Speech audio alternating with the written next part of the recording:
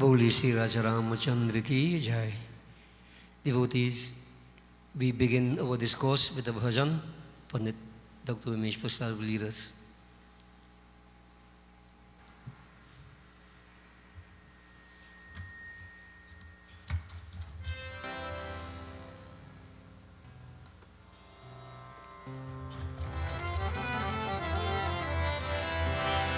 आरती की जय शैल सुता की जगदम्बा की आरती की जय आरती की जय शैल सुता की आरती की जय शैल सुता की जगदम्बा की आरती की जय जगदम्बा की आरती की जय आरती की जय शैल सुता की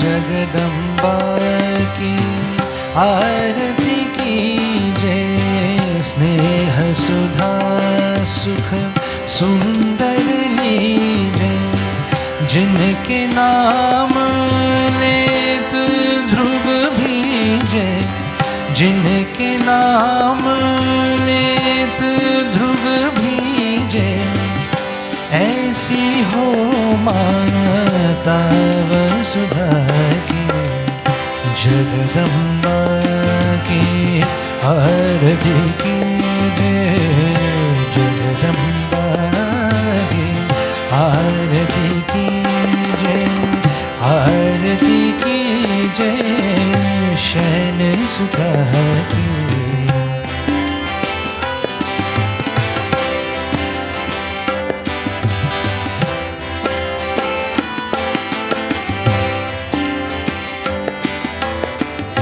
पाप विनाशिनी कलिमल हारिणी दयामयी भव सागर तारिणी शस्त्र धारिणी शैल विहारिणी शस्त्र धारिणी शैल विहारिणी बुद्धि राशि गणपति माता की जगदम्बा की आरती की जय जगदम्बा की आरती की जय आरती की जय शैल सुता की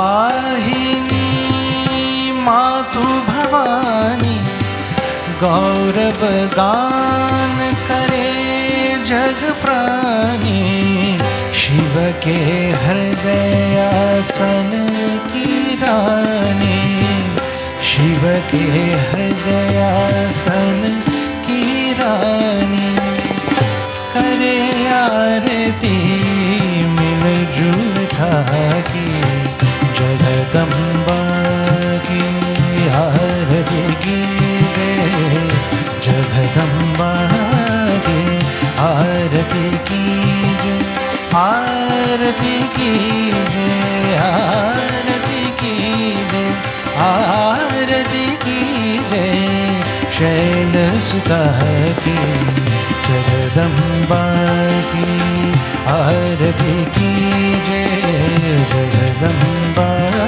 की आरती की जय आरती की जय शैल सुता की आरती की जय शैल सुता की आरती की जय शैल सुता की बोले श्री आदिशक्ति जगदम्बा माता की जय। Now, devotees, the Lord manifests in the form of Sri Ram in the forest with his brother Lakshman. They are on a mountain that is called Pravarshan. There was a crystal rock upon which Sri Ram and Bhaiya Lakshman are sitting. So we focus upon this scene. The Lord never used a moment in idleness. Whatever moments were available, he used those moments constructively. His speech was always wholesome and for the benefit of mankind.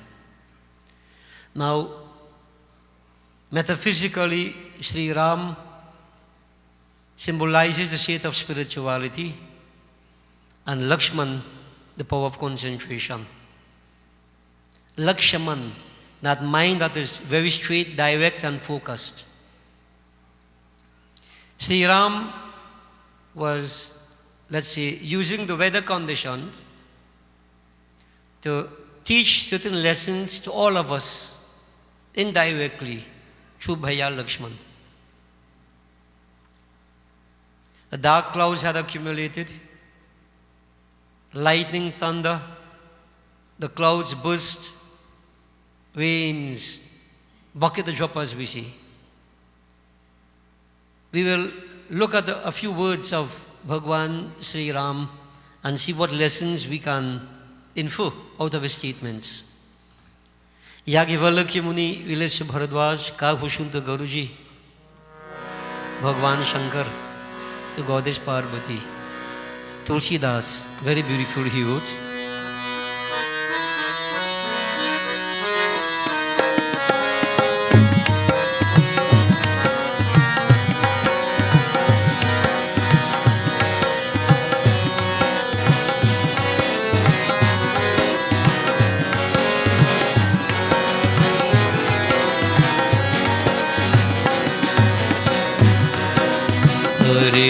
भूमि तृण संकुल समुझी परहित नहीं पंथ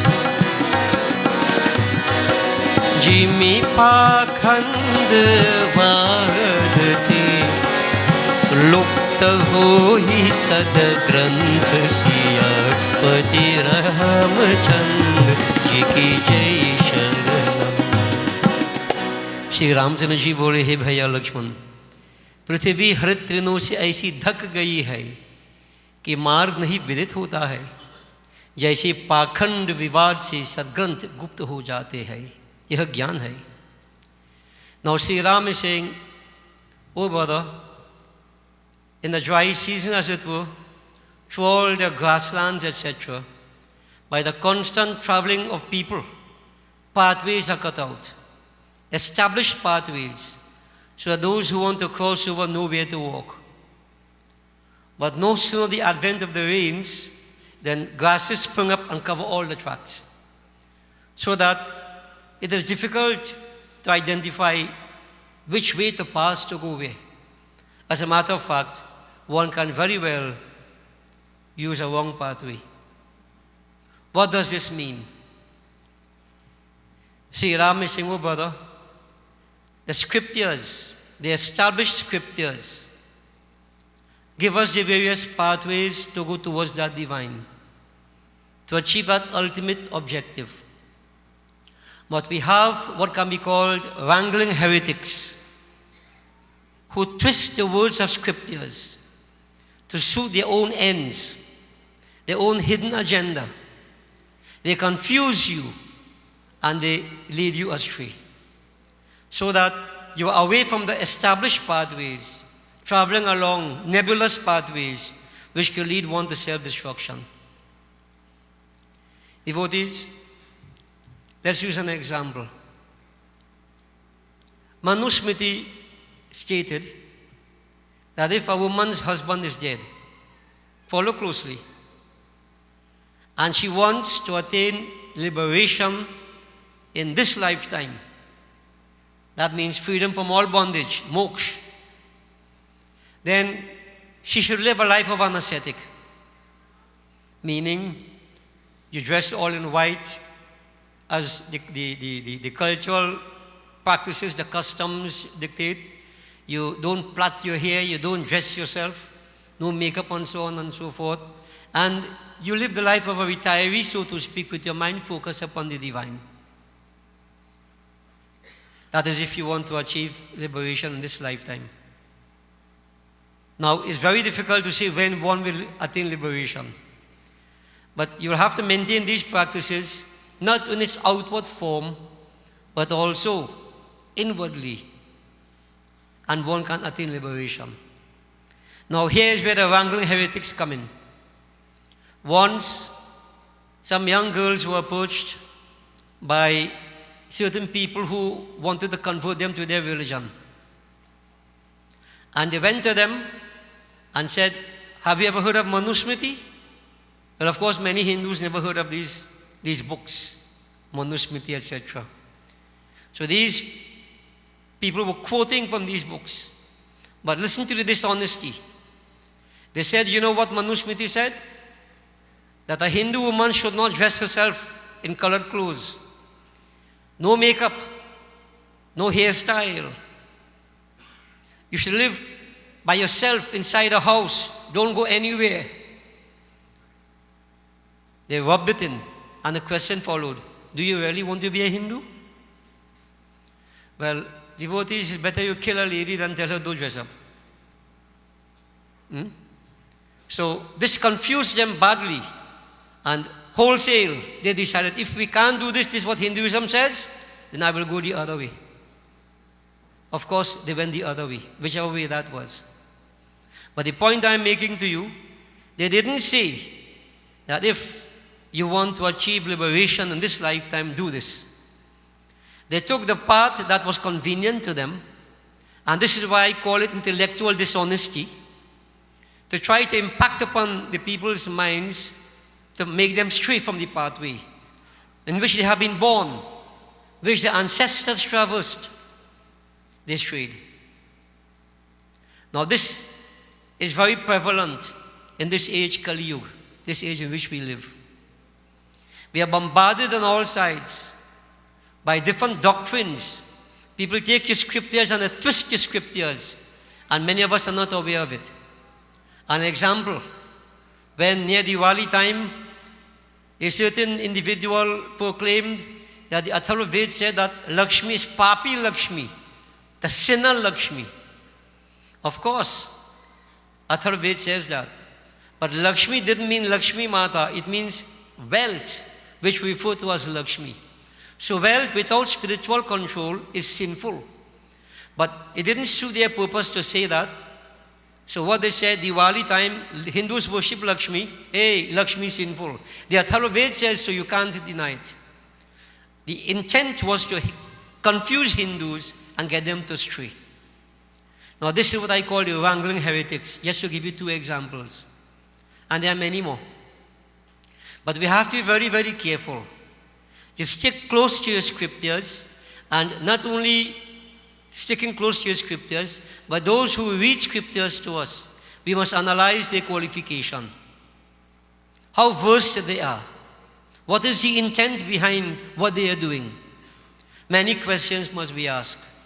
And devotees, questions have to be asked, we must never follow blindly. Never follow blindly. Every one of our scriptures is in the form of questions and answers. Many times you ask questions and you are told to shut up. Don't ask questions. That is not Hindu philosophy.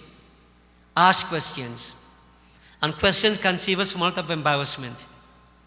You know, a little story to illustrate this. Blind following without question. Devotees, simple story. It starts where there was a man who shaved his head completely. Churki, that little piece on top. Sitting at a street corner, and he was crying. I don't know why he wasn't crying at home. He came by the street to cry. So he was crying bitterly.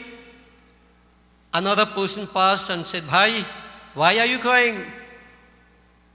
The fellow sobbing, he said, "Don't you know, Bhai? Dhakan Diyal Das mar gaye. Dhakan Dayal Das is dead. Go shave your head and come back to. And you know, there's a practice in Hinduism among some. We have Swahadun practice that. From the time somebody dies, shave your head. This was the practice. So, this second individual, he went and shaved his head, did the churki, and he came and sat next to this man, and he and all started to cry. Well, I know ladies cry quickly. I don't know how men started to cry so quickly. But water flowing, tears flowing. Another man passed. What happened, bhai? Dhakan Dayal Das mar gaye. Dhakan Dayal Das dead. Go shave your head and come. Nobody asked any questions. Blind following. They went and shaved the head and came back and sat down. And so the line continued to grow. And you know how society is. Some people want to show they're more sorry than others. Some shave out the eyebrow.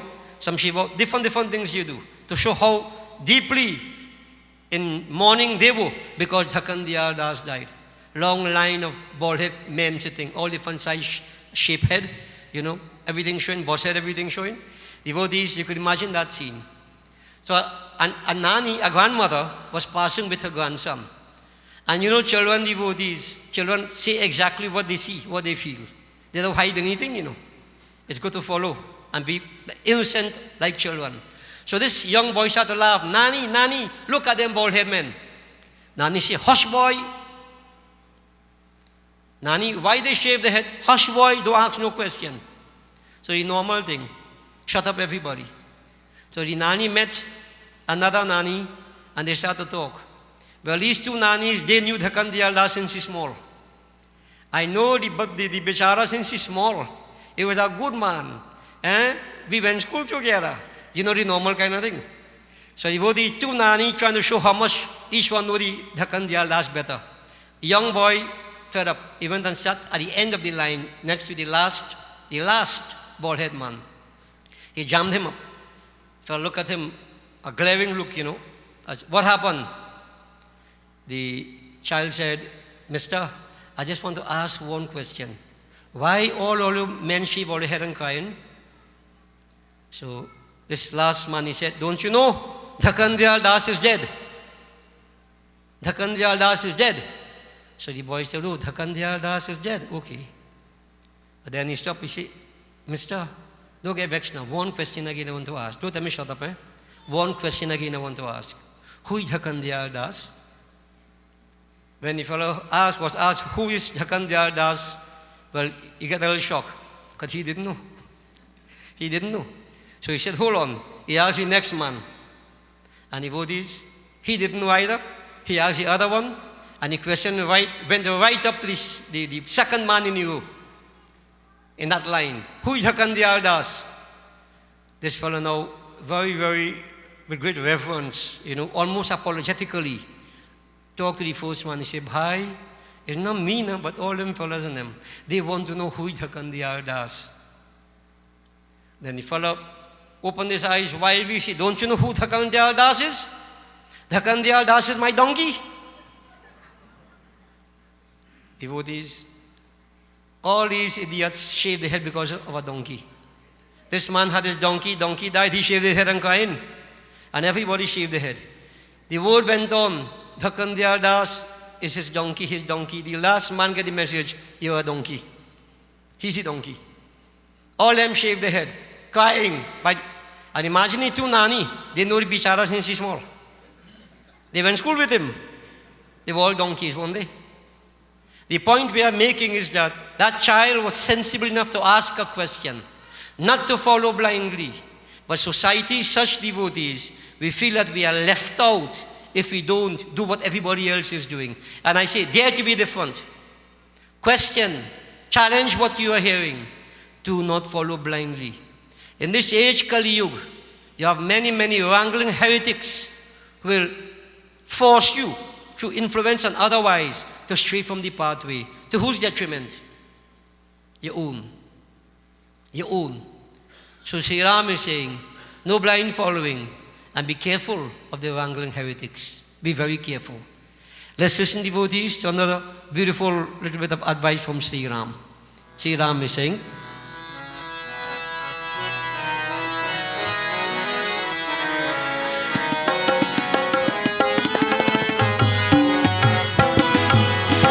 Nava Pallava Bhaye Vita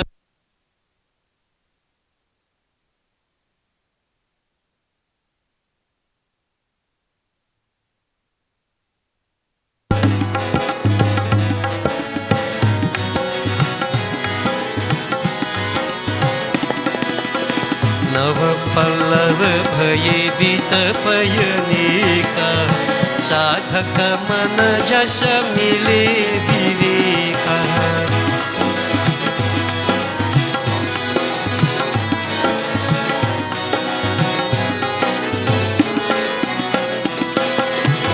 अर्क जवास पाहत विनु भयऊ जस सुराज खल उद्यम गयऊ अर्क जवास पाहत विनु भयऊ जस सुराज खल उद्यम गयऊ जय सिया रमा जय सिया रमा जय सिया रमा जय सिया रमा जय रघुरामा जय परधाम जय सुखधाम जय श्री राम जय रघुरामा जय परधाम जय सुखधाम जय श्री राम जय सिया राम जय सिया राम जय सिया राम जय सिया राम। हे भैया, अनेक वृक्ष नवीन पत्तों की हो गई, जैसे साधक का मन अज्ञान से सुंदर हो जाता है। Sri Ram is saying, brother, now after the rains, look at how green all the plants look. New leaves sprung up.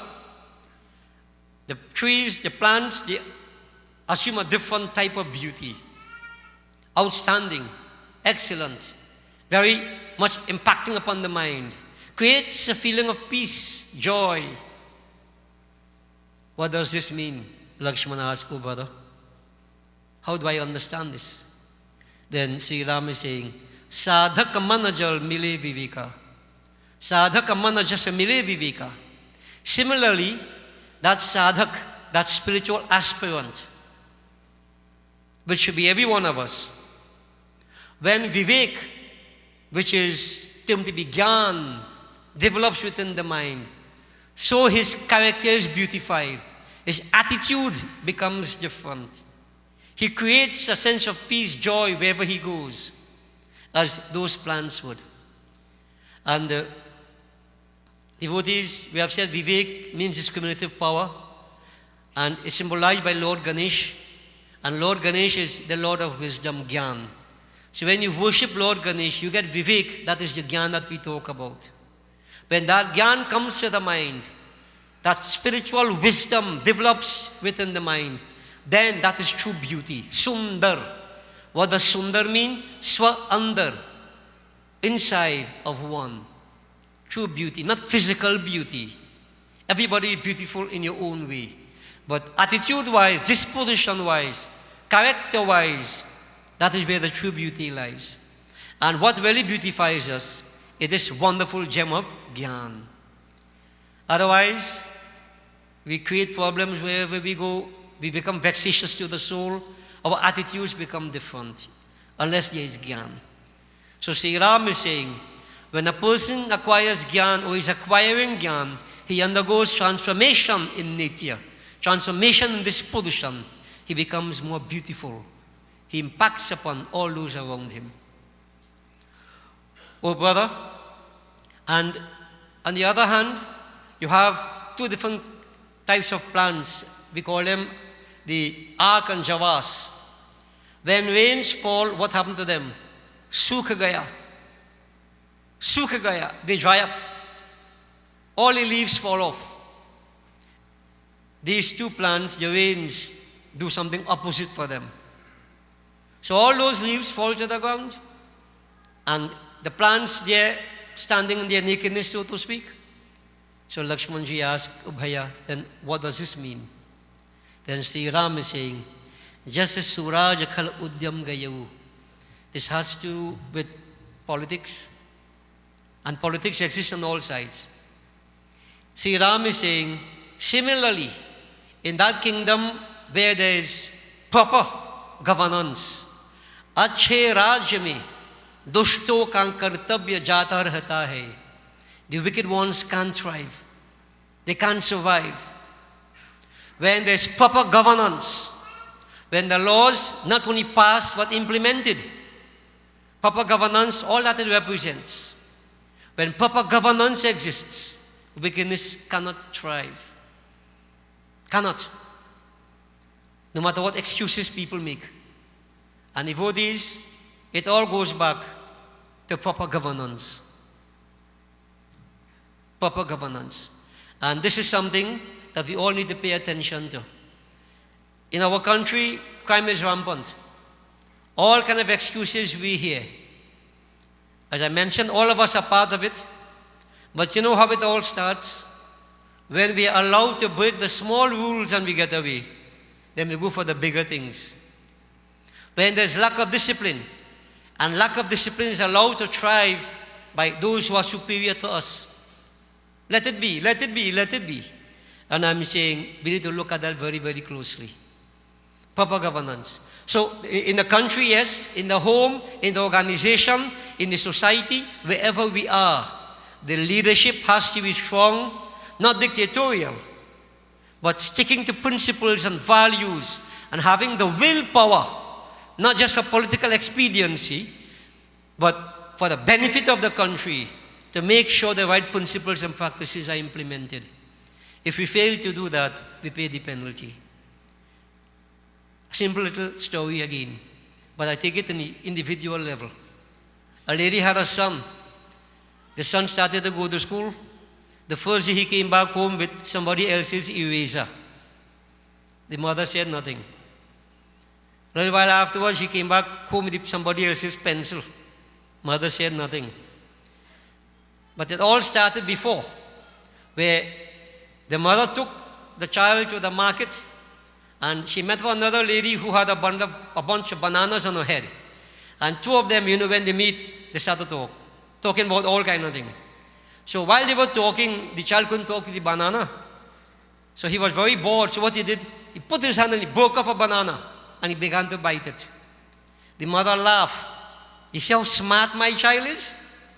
Smart, well smart. Meaning he take him without asking. Stealing. He's smart. So the child got encouragement.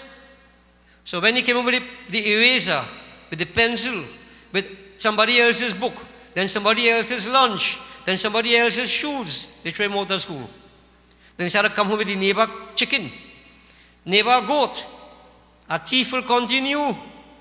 That initial correction that should have been done, the mother failed to do it.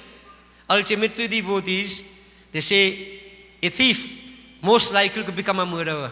He killed somebody. He got caught. And now the mother saying, oh God, why are they doing this to my son? Society is to blame, not the mother. And at that point, well, she had to get the best lawyer. And lawyers charge exorbitant fees. So she sold out everything, now wearing old clothes, tear clothes and so on, to save the child. Couldn't save him. Sentenced to death. Yeah? And just before hanging, in those days, in that place they had hanging, you couldn't get away. Devotees, the last thing he said, when asked his last wish, he said, I want to see my mother for the last time. And the mother came, and from behind the bars, the child said, Ma, come, let me hug you for the last time, Ma. I won't see you again, Ma. And when the mother came close, crying, the child held onto the mother's neck and began to strangle her, saying, Ma, I'm going to carry you with me too. If you had corrected me the first time when I stole that banana, I wouldn't be here today. They had to run and pull away the mother and save the mother from going with the son. Yeah? She would have been strangled to death, he would have been hanged to death. But the child remembered that first instant, if you had corrected me, I wouldn't be in this situation, from bad to worse. And this is our problem, devotees. This is our problem. We allow the small things to go by without taking corrective measures, and that is not good governance. That is failure. Failure to implement the right principles, teachings, and values. And we create the criminals. Society creates the criminals. This is our attitude. So whether in the home, whether in the temple, sometimes you tell people and they get more vexed than you. I say, better you vex than me. You vex. But I'm telling you for your good. Don't do it. Don't do that. Take corrective measures. The teachers, administration in schools, wherever you are, we have a responsibility. Policemen, All those security, you have a duty. You have to fulfill your responsibility. Everybody is part of crime. All this is part of governance. Passing laws and all. Implementation. And the duty of every one of us to do that. And if we can do that, wickedness could never thrive. Remember, as we end, wickedness thrives only when good people do and say nothing. Or say and do nothing. Evil is only allowed to thrive when good people say and do nothing. Devotees, become proactive, take responsibility. Boliye Sri Raja Ramachandra ki